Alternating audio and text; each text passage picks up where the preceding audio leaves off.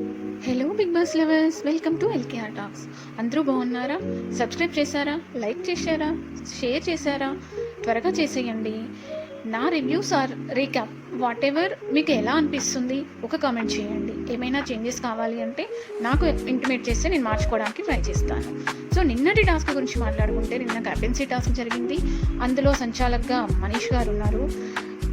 First time Manish గారు చేసిన సంచాలక్గా ఈ టాస్క్లో ఇమాన్యుల్ని ఎలిమినేట్ చేయడం అస్సలు నచ్చలేదండి నాకైతే.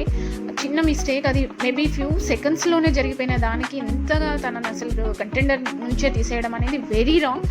బట్ రాము ఆడిన ఆట నిజంగా సూపర్ అండి. అసలు లాస్ట్ వరకు అందరూ తనని టార్గెట్ చేస్తున్న అంత పెయిన్తో, అంత బ్యాలెన్స్ చేస్తూ చివరి వరకు నిలిచి నిజంగా పోరాడి ఓడిన తన స్ట్రెంగ్త్ ఏంటి అనేది ఈజీగా అందరికీ అర్థమైపోయి ఉంటుంది.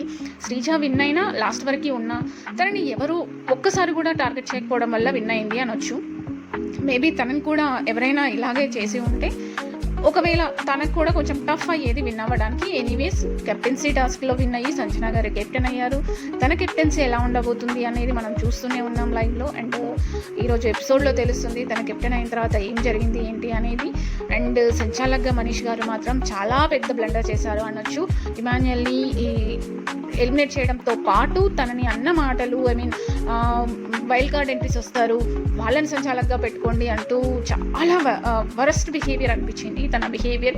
మేబీ తను నేను నిజాయితీగా ఉండాలి, నేను ఏది ఏం జరిగినా సరే నేను ఖచ్చితంగా రైట్ వైపే స్టాండ్ తీసుకోవాలి అని అలా చేసి ఉండొచ్చు అని నేను అనుకుంటున్నాను. మీకు ఈ వీడియోస్ నచ్చినట్టయితే ప్లీజ్ సబ్స్క్రైబ్ చేసి లైక్ చేయండి, షేర్ చేయండి, కమెంట్ చేయండి. Thank you so much for watching అండి. మీ సపోర్ట్ చాలా అవసరం.